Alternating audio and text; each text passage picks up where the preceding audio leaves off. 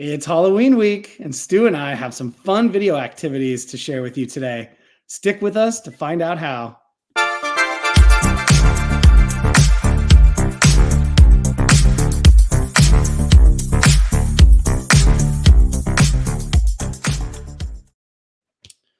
Hey, Stu, how you doing today?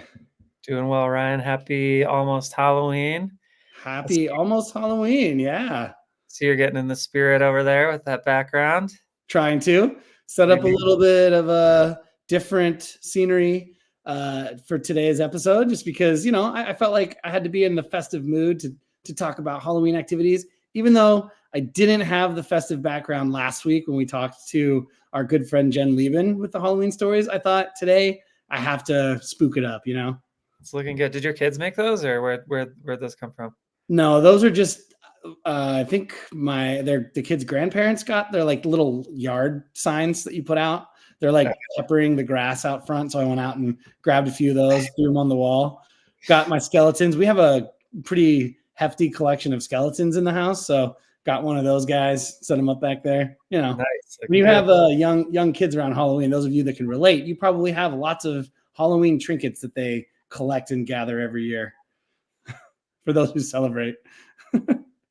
Do you decorate for Halloween? Do you put up some Halloween decorations in your house, in your place?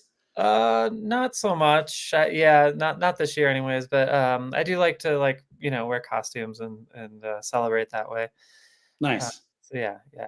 I enjoy Yeah, it. right on. My favorite actually. So we're talking Halloween activities today, Halloween video activities, but what's your favorite Halloween activity to do? Something from your childhood or something now? Like what's like Halloween time comes around and you're like, I'm excited to do this thing every year. Or as a kid, what was it like in school that you guys did? Just in general. I think just in general, it's just thinking about the costume. I think it's such a fun way to get creative. Think about what's happened that year in pop culture that's relevant. Or I tend to go for like a throwback costume. So that's always fun to put together. Yeah, Totally. that's the thing I get excited about. How about you? Costumes for sure, both as a kid and as an adult. My family used to put on haunted houses when I was younger, so like Halloween was like a huge deal in my house. My dad got really into it. My cousins got really into it. Awesome. I love carving pumpkins, though. I think carving pumpkins is really fun. I passed that tradition on to my son. He really likes to carve pumpkins. So, but I also, like you, like to dress as a character from the past. So typically it's a movie character, though in recent years I've just gotten really lazy and kind of recycled the same thing every year just because adulting and parenting can take away from all of the detail that I typically like to put in, or I have put in. But yeah, Totally. yeah. I went as the Kool-Aid Man last year. You remember him from the commercials where he'd like break through the Yes. brick wall? Yeah. And then I went skiing in that costume, which was super challenging because it has a whole mask and you can only see like through this little screen and it's always moving. So it's not really staying like where your eyes are. So that was kind of a disaster, but a really popular costume. So that was a lot of fun. Yeah, I bet you got a lot of looks when you were skiing in it. Yeah, going under the chairlift, people be like, "Kool-Aid Man." That's fantastic. Yeah. Well, it's obviously a fun time of the year for the both of us, and I hope that in wherever you are in your classroom or in your context, that you're gearing up maybe for an activity either this week or just a fun kind of break from maybe the normal curriculum that you might be doing right now in this time of year, looking for a way to engage students on Halloween itself, because I know that as a teacher, it was always challenging to keep. I was an elementary school teacher, so it was always challenging to keep my kids focused on Halloween or the day after Halloween. So this could be a really fun video project that you can implement in one day or a couple days in your classroom to keep your kiddos engaged and kind of make it seasonal, make it fun. Yeah, I'm super excited to share this project. I think it's a really, like you said, it's a really fun project. Gives students an opportunity to engage in a creative writing exercise where they get to write a short story and then bring it to life through the power of film, through the medium of film. So, Yeah. And I had a lot of fun creating an example for this that I'm excited to share and sort of walk through my creative process in creating that video and share some cool tricks using AI that people can leverage to create some really, really great videos. Yeah, awesome. All right, let's dig into it. So as Stu's getting his content ready, just a couple of points here. Stu's going to show you both the WeVideo editor and other tools that you can use to create your images for the story, your setting, and your characters. Although you don't have to go outside of WeVideo to do it, it is fun always to app smash with different tools or different modes that you can use. So he's going to kind of bop around a little bit as he gets going today. Cool. Yeah. So I'm in the assignment ideas library, and there's this assignment here. It's called Halloween Short Stories. And so I'm just going to preview that for you all. This one, oh, okay, there we go. Sweet. So this one comes with a fun example that I want to share with you all, and then I'll kind of walk you through the creative process of how that was created. So here's an example of what students might create for this project.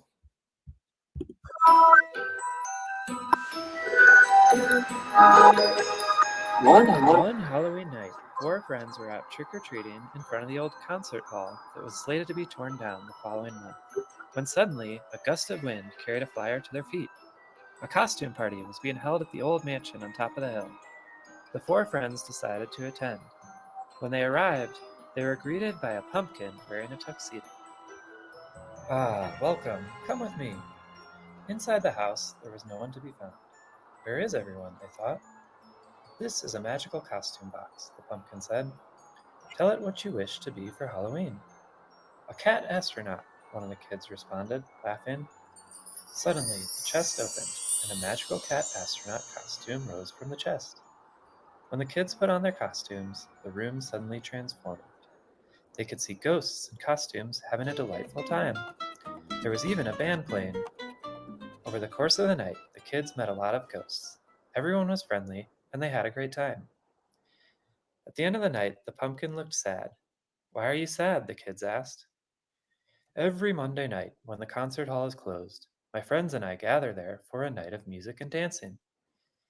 If it is torn down, we won't have anywhere to gather, and my friends will move away." The kids came up with an idea.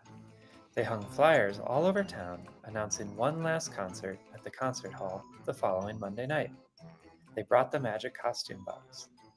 As people entered, they put on costumes from the box, allowing them to see the band and other concert goers.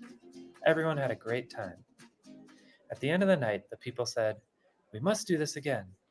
We must save the concert hall." From that night on, every Monday night, a concert was held at the concert hall, and the concert hall was saved.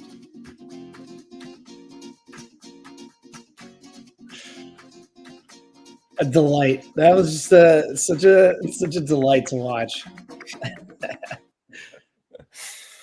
I haven't seen it in a while. That was that's, I mean, it's been a year since you've made that, really. I mean, a couple, maybe, like, a little bit more than a year, but it's just a great story. And, it's a well put together piece for sure. Thank you. Yeah, I mean, it was fun to just take things that I'm interested in, like music, live music, for example, and kind of incorporate that into creating, writing the short story. And so I think it's just a fun way for kids to be able to kind of ignite their imagination and come up with a Halloween themed story that has a lesson and themes and character development and all that kind of stuff. Yeah, absolutely. They saved the concert hall. I mean, that's a great climax. I love it.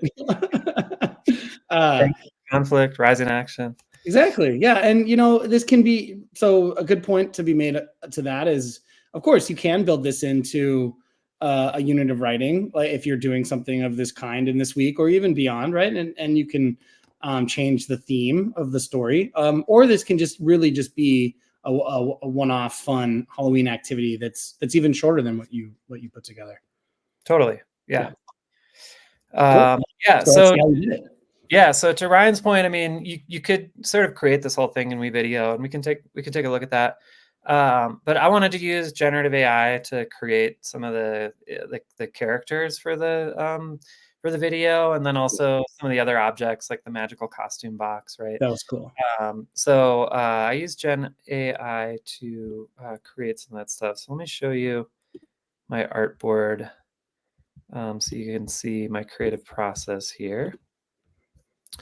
So this is my artboard that I created, and this is specifically for the characters. So creating the pumpkin character, and so I generated a number of different images and sort of selected the one that I liked best, which was kind of these ones in here. Mm-hmm. I thought sort of represented the character the best, but was able to sort of generate a number of options. And then I did something similar with the other characters, like the kids and the like I said, the magic costume box. And so that was like a fun way to sort of bring these sort of cartoon characters to life using generative AI.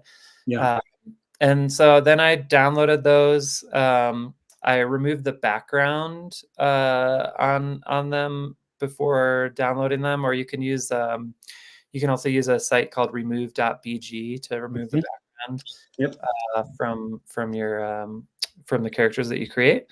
And then I brought them into the editor in WeVideo. So let me. And there's a lot of Gen AI image generators out there now. So there's common ones that you might find you have already access to in your school district. So some Gen AI tools require subscription, some don't. I encourage you to go out and play with them, or have your students play with them if that's something that you support in your classroom, and find which tool is going to give you the images that you want to use in your story. Absolutely, yeah. So I'm going to open up the editor here and show you all this project. So let me go ahead and share my screen there. But also the background remove.bg is a great place to go remove backgrounds from anything. So if you're using images that you already have, like if you have pictures or other kinds of media that you need to remove the background from, remove.bg is a great place to get that done, regardless of whatever tool you're using to generate the images. Right.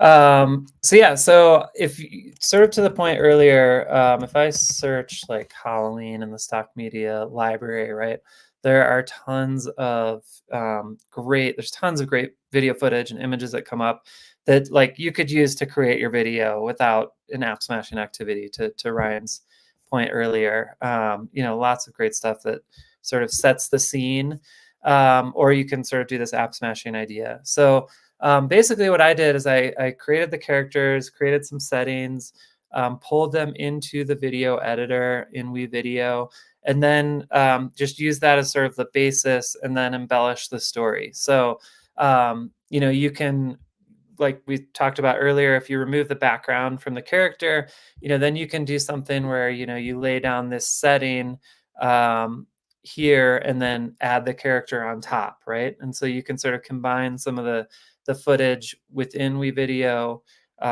with some of the art that you create using generative AI.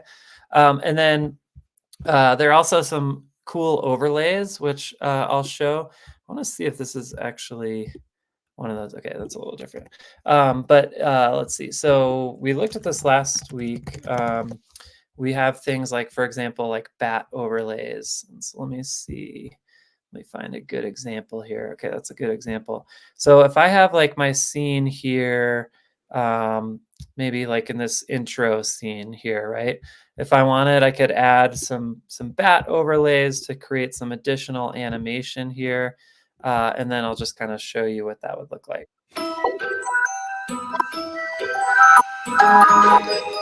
Right? Pretty cool. Awesome visual effect, makes it even sort of more visually engaging as a story, right?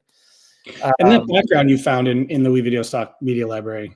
This background I also use generative AI to create, but like I said, you could easily pull a background from the stock media library and then just overlay that character. And as we saw last week, that's exactly what Jen was showing in her story. So like that application to this is the same kind of thing, right? It's using the backgrounds and media from stock media. What you're just doing is kind of using another tool to create specifically what you might want in your story. Yeah. And then you've got the you can search audio in the stock media library as well. So I use that to create this to find this song that I thought worked really well for this story in particular. And then some other sound effects as well. Like here, I'll show this part where you had some sound effects involved. Suddenly, the chest opened. Right, so the chime to go with the chest opening and the magical costume rising, and then here we have some more sound effects. They could see ghosts in costumes having a delightful time. Okay, so more like the crowd noise, and then like new music coming in, right? All these things that WeVideo makes really easy that you can add to your story to make a really dynamic video come to life. Yeah, and this is added as a starting block in the edit and on the assignment. Not for this one. There's not a starting block for this one. Yeah. Yeah, sort of wanted to give people the sort of creative freedom on this one. Yeah. Yeah. So then, with all the other elements too, you can add text and whatnot. So if you look in, if you search text and look under seasonal, you can find some fun Halloween text animations down here, which can be great for like your title screen or your closing or other elements of the video. So lots of great options there too. Got this bat animation. This one with the pumpkins and the ghost. That one's super cool. That's the one that the one that Jen used last week? I think, yeah, it was one of these two. One of these two. I think it was this one. Yeah. Yeah. And so like if I wanted to use that as my title screen, I can drag that down and then just double click. I'll actually add the bats on top. Let's do it that way. And then you can change this, like, let's say Halloween short story.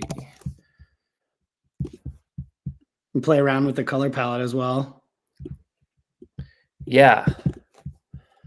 Yeah, we could play around with the color palette, maybe make this like a dark. Ooh, yeah, that's a cool purple. I love that. Kind of play around there.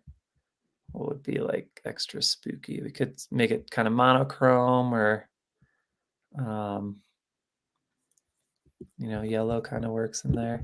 I love that purple. Yeah. So yeah, there's some really dynamic tools within WeVideo to create a Halloween short story on its own, and then combining generative AI with the tools that from the stock media library and the text elements that you find in WeVideo, and then the sound effects and the music and the voice recording. You can make a really dynamic video, and it's kind of cool. I mean, I don't know if students realize that they can create an animated film, right? Like they definitely engage with that medium through Pixar and Disney and some of these big films that come out, but they can actually make their own version, which is pretty cool. Yeah, for sure. And that background color customization was a very recent addition to the product. So you used to be very limited in the background colors that you could create or adapt or customize, and now it's essentially the full palette of background colors available to you, which is awesome to be able to play with those kinds of things. And as you saw Stu just do, like change the tone of the background that you're using. Yeah, create just a more enhanced video, right? And like Stu said, you creating an animation is something that kids know, and I think it's a really cool application of like what simple animation can look like. And it is, when I say simple, it is simple in the sense that you're kind of just stacking images, but it's really fun. It's a lot of fun to bring your story to life like that. Yeah.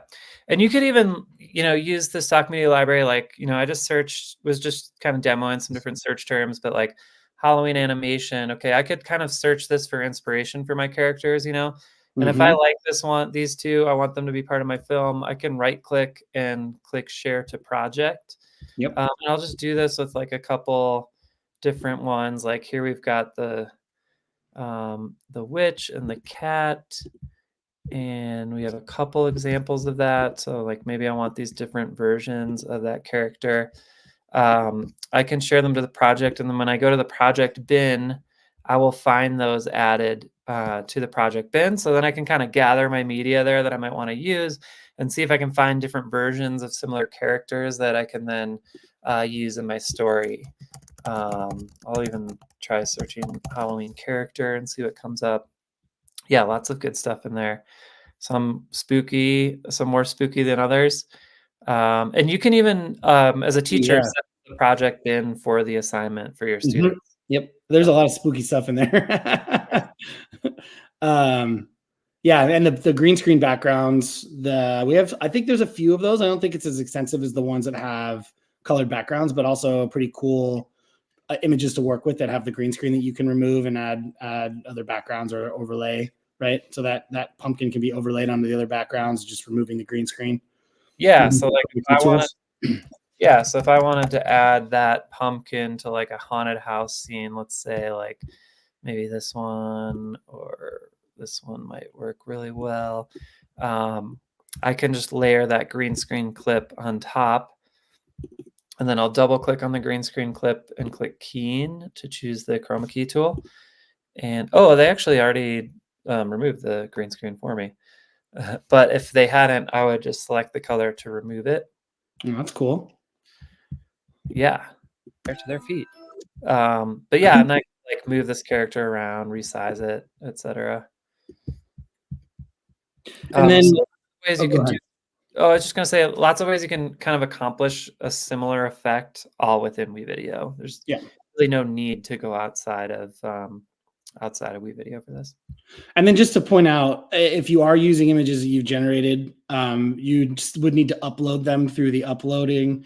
You can either do that in the uploads section from the homepage or in the project itself. So if you go to your project bin, you have the button to upload and import media, and that media is going to go ahead and appear in your uploads folder when you've uploaded that. Yeah. And then it's just like you would with any stock media, it's drag and drop onto the timeline. And as you know, what Stu was doing was he generated a number of images that he then sort of interspersed within the backgrounds of the story that he made. Yeah. Cool. So yeah, that's pretty much the creative process. You know, you can also kind of play around with this show audio tool if you're going to be mixing different music and voice recordings and sound effects.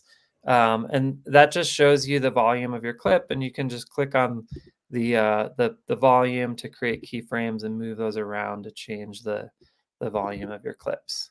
Yeah, and we talked last week where we also featured, and a lot of the projects we feature on Quick Tips have narration, right? And I think that's a great way if students are doing animated stories or even any project that requires voice over and they don't want to be on screen, like on screen. That was very Halloween. That was a very Halloween slip of me. They don't want to be on screen. Narration's a great way to accomplish that without having to be on screen. So, but we covered what to do in those cases when you're narrating a story and how to master the volume correctly so that sound effects or music or whatever else it is isn't bleeding into your narration. Because Stu has a very strong narration running throughout this short story that he's telling this short story as the narrator, and you don't want your sound effects kind of overpowering that narration. So playing around with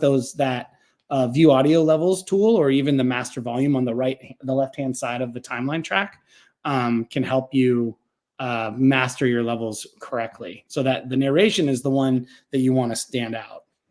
Adding the effects of the sound effects to give your story more to engage the audience more in your story.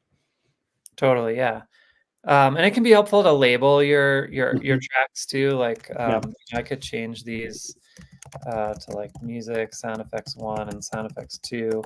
And then that makes it a little bit easier then to use the volume sliders over here on the left, because you know kind of what you're adjusting sound effects here, you're adjusting music here, and or the voice recording. You can have another track for your voice recording. For sure. Yeah, awesome project. It's really fun. Again, you're going to have some script writing going on. You're going to have some voiceover narration. You're going to have some animation. So have fun with it. Really present this as a short form activity for students, or do it over a couple days this week, carry it into next week, continue the Halloween-ness of your classroom into November. If that's if you don't finish this week, I'd say this is a great project to do on Halloween or during this week to have a little fun and make a spooky story.